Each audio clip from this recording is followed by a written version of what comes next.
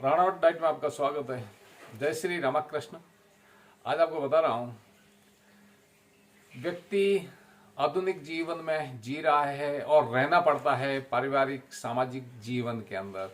अब दो स्थान पर रहने पर व्यक्ति में काफ़ी दिक्कतों का सामना करना पड़ रहा है और काफ़ी सामना करना पड़ रहा है।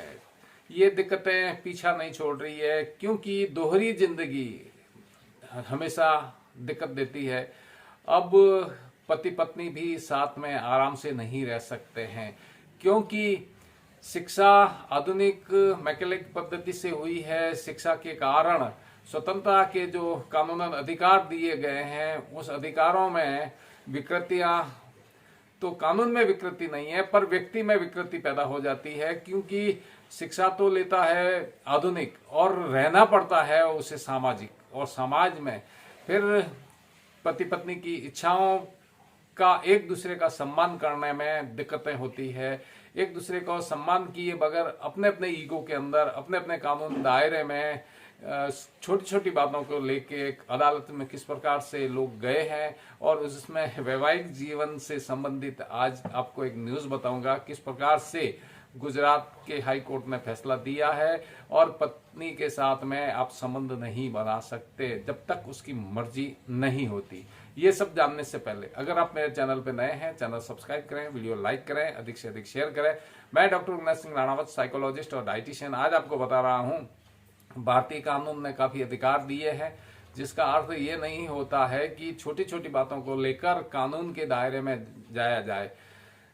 हमारे संस्कृति में पारिवारिक जीवन में कैसे जीना है, ये एक दूसरे को बताना जरूरी होता है। माँ बाप को आजकल फुर्सत नहीं है, वो लोग इतनी बातें नहीं बता सकते, क्योंकि अपने व्यवसाय आर्थिक स्थिति में पूरी करने के लिए समय उधर देते हैं, और बच्चे ज्यादा कर अपने दोस्तों के साथ रहते हैं। तो उन्हें कैसी शिक्षा मिली है, उसमें हाई कोर्ट ने जो फैसला दिया है, तो वो अब आपको देखना है कि पति पत्नी के बीच में किस प्रकार से माधुर्यता बनी रहे, ईगो न हो, एक दूसरे को हम कैसे समझें।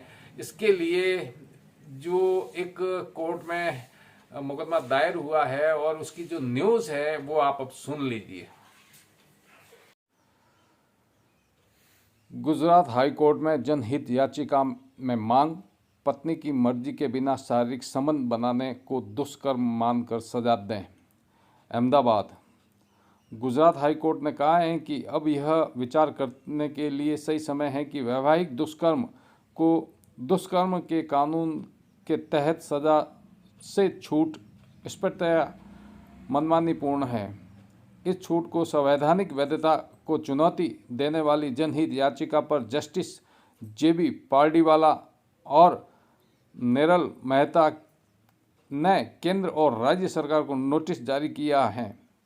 बेंच ने कहा है कि कोर्ट इस पर विचार कर सकती है कि आईपीसी धारा 375/2 को क्या मनमाना करार दिया जा सकता है, और क्या यह महिला की यौन स्वतंत्रता के मौलिक अधिकारी को उसके पति की सनक के भरोसे पर छोड़ देता है।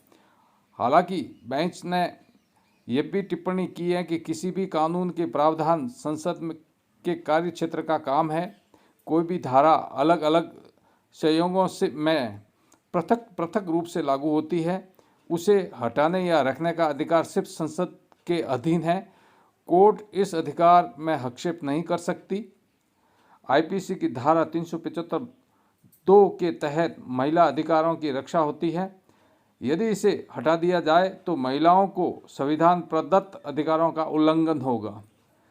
याचिकाकर्ता ने कहा, यह धारा महिलाओं का संरक्षण छीनती है। याचिकाकर्ता जयदीप वर्मा बड़ौदा के एमएस यूनिवर्सिटी के पार्ट टाइम लेक्चरर हैं।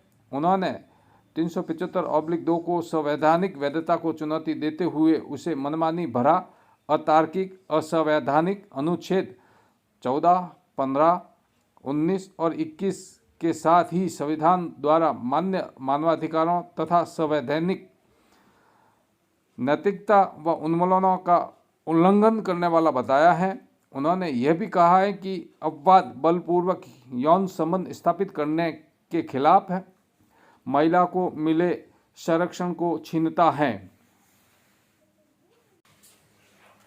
तो आपने ये न्यूज़ देखी, ये सुनी भी है कि पत्नी की मर्जी के बिना अगर आप उसके साथ में सहवास करते हैं तो कानूनन अपराध भी माना गया है।